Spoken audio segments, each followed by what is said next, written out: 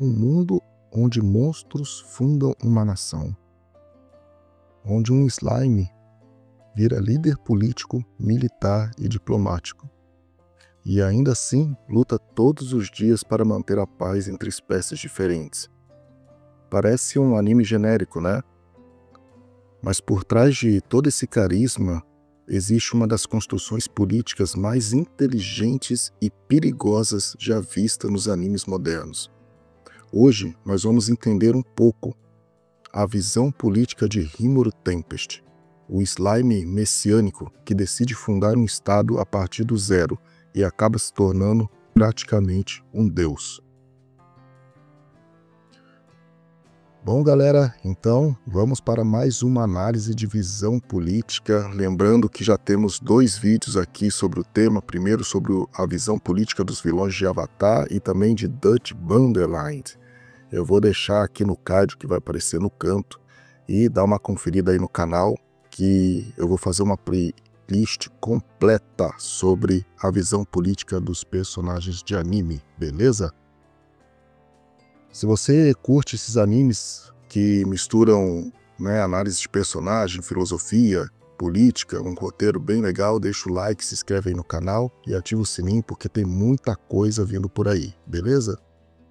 Então, no vídeo anterior, como eu falei, já falamos sobre Dutch Wonderland, que foi puxado um pouco mais para o libertarianismo, e hoje nós vamos dar um salto para o mundo dos animes aí para entender como um simples funcionário japonês reencarnado em um slime se transformou no fundador de uma civilização e, podemos dizer, até um ditador benevolente, por assim dizer.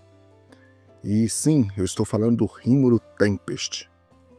Então, para entender a visão política do Rimuru, a gente precisa entender primeiro quem ele era, como que ele pensava, em que cenário ele estava inserido e como o poder foi moldando essa visão ao longo do tempo. Tá bom? Então vamos lá então. Então Satoru Mikami tinha 37 anos, era um cara solitário de Tóquio, sem grandes ambições, ele levava uma vida comum, sem grandes emoções, até que um evento inesperado acaba tirando sua vida, né? A tentativa de salvar um colega de trabalho, o cara ia esfaquear um colega de trabalho dele, ele salvou a vida desse cara e acabou morrendo, até que reencarnou como um slime, um típico isekai, que quem está inscrito aqui no canal já sabe como funciona. Mas o que acontece depois é uma coisa muito interessante, ele acorda num mundo novo, sem nenhum tipo de corpo, sem rosto, sem voz, e ainda assim com uma mente aguçada e uma habilidade natural, né, que é chamada de grande sábio, que o transforma em um dos seres mais inteligentes e adaptáveis daquele universo. Ele não tem força política, não tem exército, não tem aliados, não tem nada. Mas ele tem alguma coisa muito raro, né, muito rara naquele mundo, que é a empatia e a visão estratégica de um bom líder.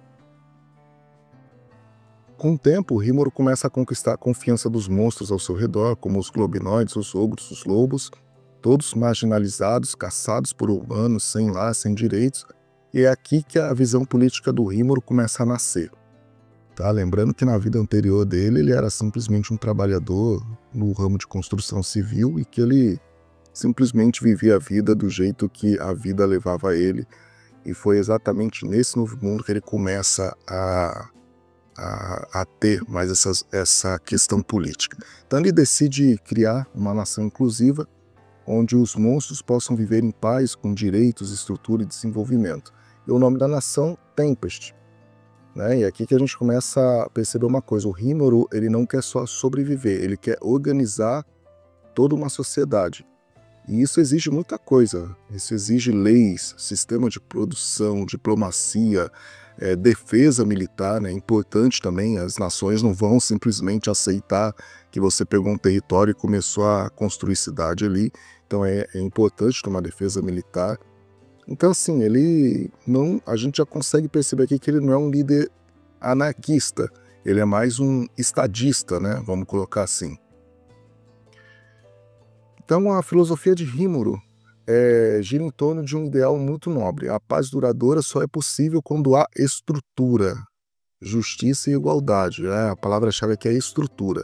Ele constrói um governo funcional, organiza setores, distribui funções e, acima de tudo, Ele respeita muito a diversidade entre as raças. Não é superioridade entre espécies em Tempest, né? Não existe isso, não existe uma espécie que é superior à outra. Ali é todo mundo igual e todo mundo contribui da forma que pode. Tanto um Goblin quanto um dragão ancestral, eles são tratados com dignidade. Então, realmente, assim, são cidadãos, são todos cidadãos, tá? Mas, assim, a gente precisa ter uma atenção que o Rímuro, ele não é um democrata liberal, tá? A liderança dele é centralizada. Ele consulta conselheiros? Consulta, mas a palavra final, a decisão final é sempre a dele. Isso nos leva a uma pergunta séria. Rímuro é um benevolente ou um ditador carismático? Né? Existe uma diferença nesse ponto, mas vamos avançar um pouquinho mais para a gente tentar responder essa pergunta.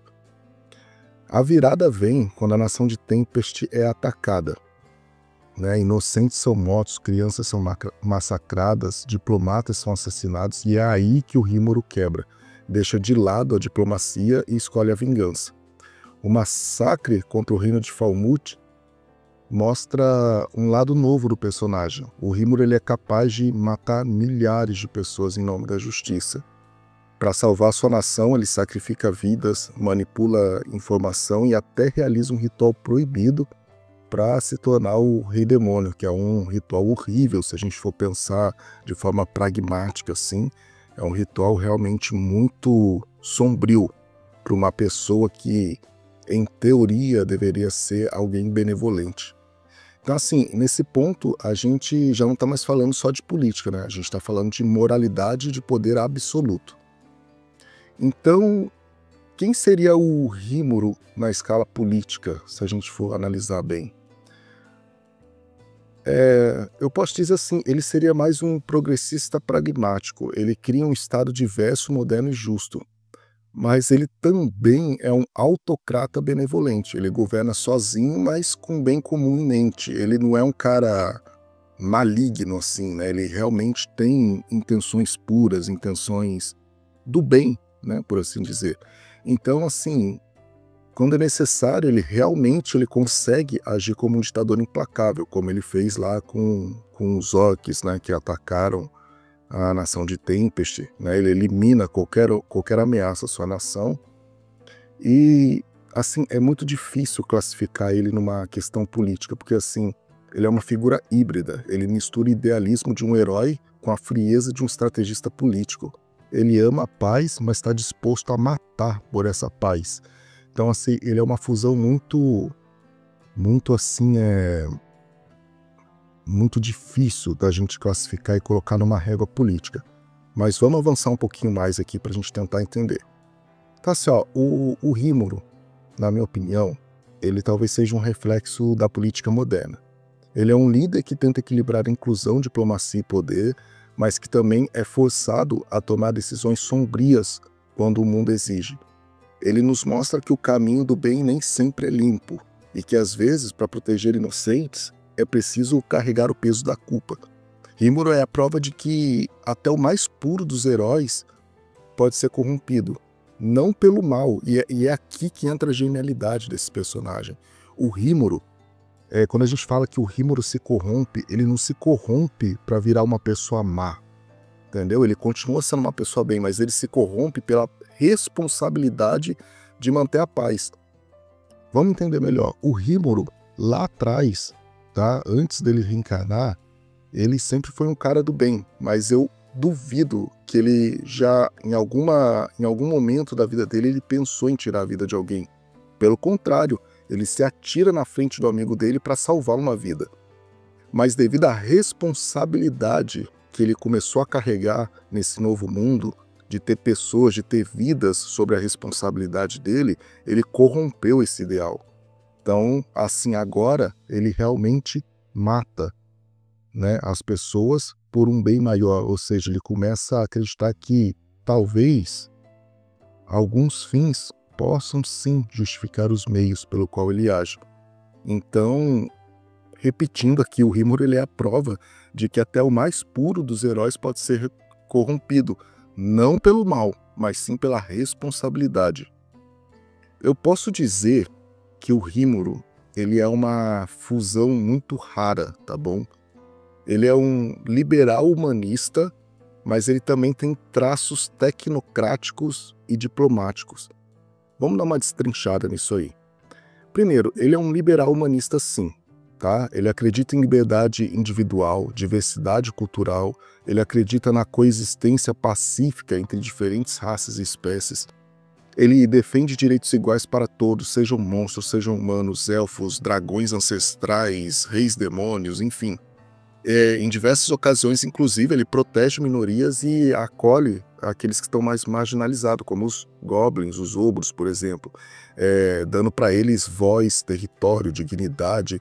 Isso reflete uma visão liberal no sentido clássico mesmo da coisa, tá? Valorização da vida, liberdade e igualdade de oportunidades. Segundo, ele é um tecnocrata estratégico. Ele não toma decisões com base apenas em ideologias e emoções. Ele monta um Estado altamente organizado, com infraestrutura, moeda própria, comércio exterior e educação. Tudo baseado em eficiência e competência técnica. Ele escolhe líderes e ministros com base em suas habilidades, não em linhagens ou títulos, por exemplo. Isso remete à tecnocracia, tá? Onde o saber técnico orienta a governança, e não apenas uma linhagem de sangue nobre, entende? Em terceiro, ele é um diplomata pragmático, né? Então, assim, ele, como eu falei, ele é uma fusão muito, muito louca, assim, na questão política, o que torna ele um personagem, assim, politicamente muito bacana de se analisar. Por que ele é um diplomata pragmático? Porque ele usa a diplomacia como a sua arma mais poderosa. Você pode ver, o Rímoro, ele... Assim, a gente pode dizer, pensa no anime, você assistiu esse anime, pensa na seguinte forma: o Rímoro, ele só agiu com violência quando atacaram a nação dele. Ele nunca partiu dele uma guerra, né? Ele é um cara que basicamente só se defende. E aí sim, na defesa da terra dele, ele faz o que for preciso. Ele dizima pessoas, ele mata vilões, ele faz rituais sinistros para virar rei demônio, mas assim, nunca parte dele a guerra, entende? Então por que ele é um diplomata pragmático? Ele não impõe a paz pela guerra, né, como eu já falei aqui, mas pela negociação. Na sua visão política inclui a criação de alianças, como ele fez lá com o Rei dos Anões, tratados comerciais e coalizões interestaduais, como ele fez com os humanos, sempre priorizando a estabilidade e o desenvolvimento mútuo, ou seja, ele troca muito, né, esse aprendizado tecnológico com outras nações, e isso meio que acaba afastando ele de ideologias totalitárias ou militaristas também, apesar dele ser o único cara no poder. E aí entra o quarto ponto, né, que ele também tem essa tendência centralizadora. Então vamos recapitular aqui. Ele é um liberal humanista, um tecnocrata estratégico e ele é um diplomata pragmático, porém com tendências centralizadoras, tá? Principalmente após a ascensão demoníaca. Tá? Após se tornar o Lorde Demônio, o Rímoro passa a centralizar mais o poder, embora, assim, na minha visão, ele continua sendo justo, tá? Com a nação dele, com as pessoas dele, ele não virou um anti-herói, por assim dizer, né? Ele faz uso da força para proteger a nação dele, como eu já falei aqui, né? Inclusive autorizando mortes em massa quando necessário, né? O massacre de Falmouth, como eu já citei aqui. Mas isso indica que, embora idealista, ele está disposto a sacrificar ideais em nome da segurança coletiva. Ou seja, ele prioriza o coletivo, o que torna um governo assim híbrido entre o idealismo e o realismo político. Tá? Então, assim, o Rímoro Tempest é um cara bem complexo e bem difícil de se encaixar em apenas uma régua política, tá bom? Mas, assim, eu acredito, na minha opinião, que ele pegou o melhor de cada um, tá? Então, recapitulando, é um liberal humanista, tecnocrata estratégico, diplomata pragmático e com tendência centralizadora. Para mim, ele pegou o melhor do que cada sistema político tem a oferecer e juntou e criou um sistema próprio, tá? E para mim, essa é a visão política do Rímoro Tempest, um cara que realmente, através da liderança forte e inspiradora, conseguiu criar uma nação igualitária, justa, para para todos aqueles que antes viviam marginalizados, e ao mesmo tempo ele sempre escolhe a diplomacia ao invés da guerra, mas quando a guerra chega até ele vai fazer o que for preciso para proteger a sua nação e as pessoas daquela nação. Ou seja, o Rimuru realmente enxerga aquelas pessoas como a sua própria família, tá bom? E é por isso que no começo do vídeo eu falei que ele é o slime messiânico, ele age como um messias daquele mundo, um cara que praticamente, vamos dizer assim, que não teria defeitos, né? Lógico que ele tem, mas assim, não a ponto de diminuir ele como líder ou como um governante justo. Mas aí, o que você acha do Rimuru? Eu queria saber a sua opinião, se você concorda comigo, se você acha que é um pouquinho diferente. Ele é só um governante justo tentando proteger o seu povo, ou já passou dos limites e virou um tirano disfarçado de um cara bonzinho? Deixa aqui nos comentários, eu quero ouvir o que você pensa sobre isso. E claro, já aproveita, se inscreve aqui no canal para não perder os próximos vídeos, vem muito mais por aí, inclusive um que vai analisar ninguém mais e ninguém menos que Eren Yeager e a sua revolução sangrenta em Attack on Titan. E já tá aparecendo um vídeo aqui na tela agora, eu tenho certeza que você vai gostar, tá bom? Curte lá, clica e bora continuar nossa conversa. Valeu demais por assistir até o final, a gente se vê no próximo vídeo, até mais e lembre-se, às vezes, até mesmo um slime pode salvar o mundo. Um grande abraço, tchau, tchau.